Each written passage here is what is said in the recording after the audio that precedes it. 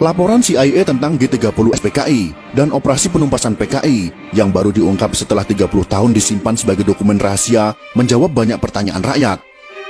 Jika bukan karena Maijen Soeharto yang tersisa dan mengambil alih komando pimpinan TNI Angkatan Darat, sejarah Indonesia pasti berubah.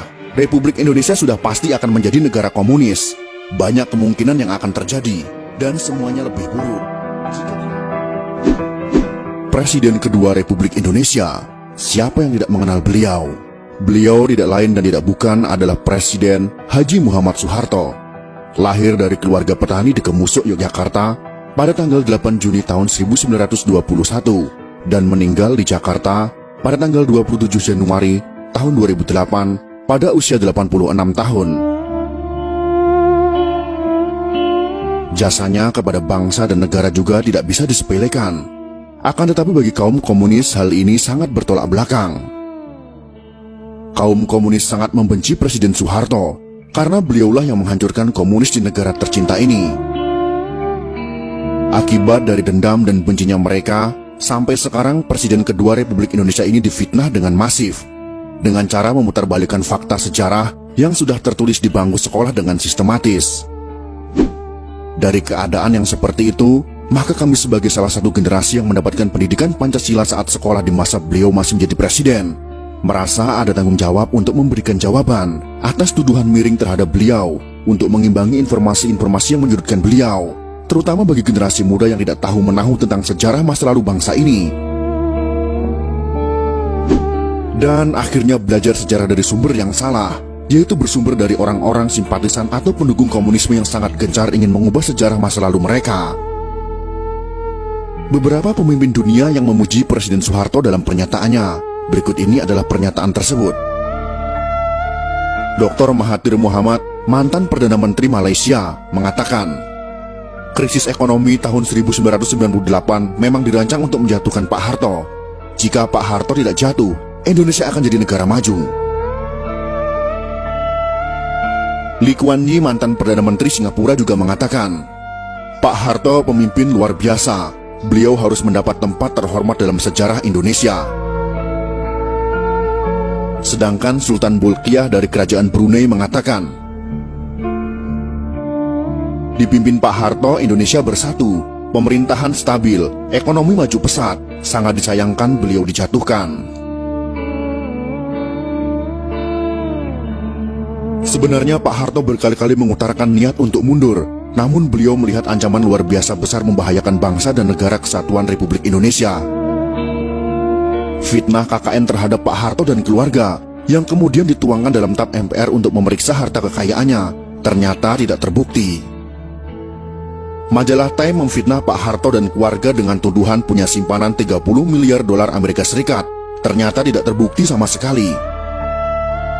Berbagai tim khusus dibentuk pemerintah untuk menyelidiki harta Pak Harto. Satu pun tak menemukan rekening yang mencurigakan di perbankan asing.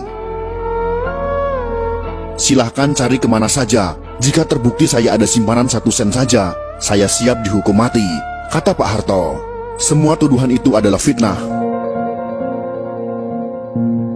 Belakangan terbukti Pak Harto dijatuhkan oleh konspirasi global, yaitu Partai Demokrat Amerika Serikat, Partai Komunis Cina, dan sekutunya, yang berkolusi dengan kelompok anti-Soeharto. Penyebab utama Pak Harto dijatuhkan adalah karena kemesraan dan keberpihakan Pak Harto yang sangat besar kepada umat Islam sejak tahun 1986. Ternyata ada pihak-pihak tertentu yang marah. Republik Indonesia merdeka pada tahun 1945. Namun kemerdekaan umat Islam Indonesia sejatinya baru terjadi pada tahun 1986 sampai 1987 setelah Pak Harto berpaling ke Islam. Sebagai manusia, Pak Harto sudah pasti tidak sempurna. Ada kelemahan, kesalahan, kekurangan, namun beliau tetap pahlawan. Jasanya luar biasa besar. Terbukti pada beberapa hari setelah Partai Komunis Indonesia melancarkan gerakan 30 September, Partai Komunis Indonesia, membunuh para pimpinan TNI Angkatan Darat, ulama-ulama, dan tokoh-tokoh anti PKI di seluruh Indonesia. Dari dokumen rahasia CIA yang sudah boleh diakses publik ditemukan catatan pejabat CIA tentang pertemuan pertama CIA dengan Pak Harto pada awal Oktober tahun 1965. CIA belum pernah membuka ke publik. Pak Harto juga tidak pernah mengungkap mengenai pertemuannya dengan CIA beberapa hari setelah G30 SPKI di Jakarta. Laporan CIA itu menyebutkan bahwa setelah PKI melakukan Gestapo atau Gerakan September 30, TNI Angkatan Darat dipimpin oleh Maijen Soeharto berhasil menggagalkan PKI untuk kendalikan NKRI. Faktor utama kegagalan Gestapo PKI menurut CIA adalah timing yang tidak tepat. Gestapo dilakukan 5 hari sebelum hari ulang tahun TNI pada tanggal 5 Oktober tahun 1965 adalah kesalahan fatal. Gestapo PKI dilancarkan pada saat seluruh pasukan TNI dan pimpinan TNI sedang berkumpul di Jakarta, mobilisasi pasukan dalam rangka hari ulang tahun TNI. Kesalahan fatal kedua PKI adalah meremehkan sosok Soeharto, yang hanya seorang panglima pasukan cadangan TNI Angkatan Darat. Dulu Kostrad tidak prestisius. Panglima Kostrad yaitu Maijen Soeharto sebagai pimpinan pasukan cadangan pada saat itu memang tidak diperhatikan PKI sebagai pimpinan utama TNI Angkatan Darat. Underestimate terhadap Soeharto juga disebabkan karakternya yang tidak menonjol. Soeharto tidak terseret dalam faksi tertentu di Angkatan Darat. Dalam hal ini yang harus kita ketahui adalah, pada masa itu Kostrad tidak memiliki pasukan tempur.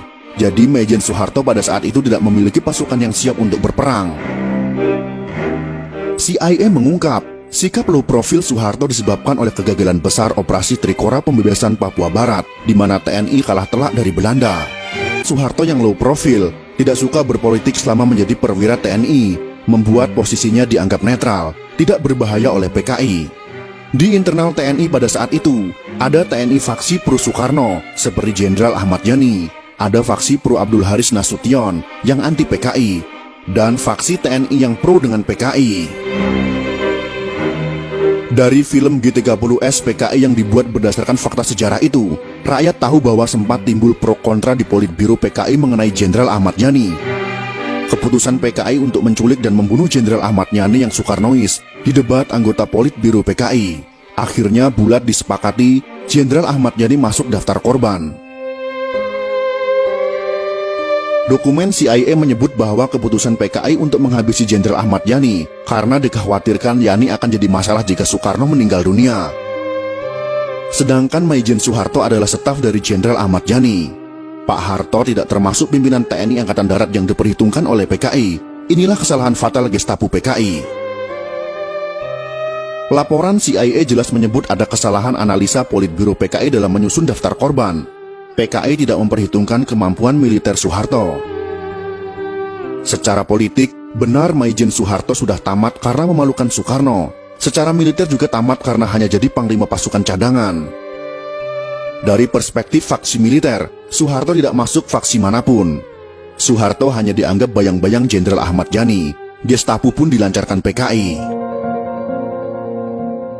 Pertanyaan besar pun muncul tentang faktor keberhasilan Soeharto melakukan serangan balasan terhadap aksi Gestapo yang berujung kepada penumpasan PKI terjawab dalam laporan CIA. Saat hampir semua pimpinan TNI Angkatan Darat yang anti PKI dan pro Soekarno sudah dibunuh PKI, yang tersisa hanya Maijen Soeharto dan Jenderal Nasution yang terluka. Muncul pertanyaan, mengapa Soeharto bisa memobilisasi TNI begitu cepat dalam jumlah besar? Ada dua alasan untuk menjawab pertanyaan ini. Yang pertama, sebagian besar pasukan TNI ada di Jakarta dalam rangka hari ulang tahun TNI pada tanggal 5 Oktober tahun 1965. Yang kedua, Soeharto adalah mantan Panglima Trikora, satu-satunya jenderal yang berpengalaman dalam memobilisasi pasukan TNI dalam jumlah besar yang luput dari analisa PKI. Soeharto sebagai mantan Panglima Operasi Trikora sangat berpengalaman memimpin, memobilisasi ratusan ribu pasukan dari 3 matra TNI. Sekakmat TNI berhasil membalas aksi PKI. Bagi Soeharto memerangi pemberontakan PKI tahun 1965 sama seperti perang lawan pasukan Belanda. Hanya saja PKI lebih lemah daripada Belanda. Laporan CIA tentang G30S PKI dan operasi penumpasan PKI yang baru diungkap setelah 30 tahun disimpan sebagai dokumen rahasia menjawab banyak pertanyaan rakyat. Jika bukan karena Maijen Soeharto yang tersisa dan mengambil alih komando pimpinan TNI Angkatan Darat, sejarah Indonesia pasti berubah. Republik Indonesia sudah pasti akan menjadi negara komunis. Banyak kemungkinan yang akan terjadi, dan semuanya lebih buruk.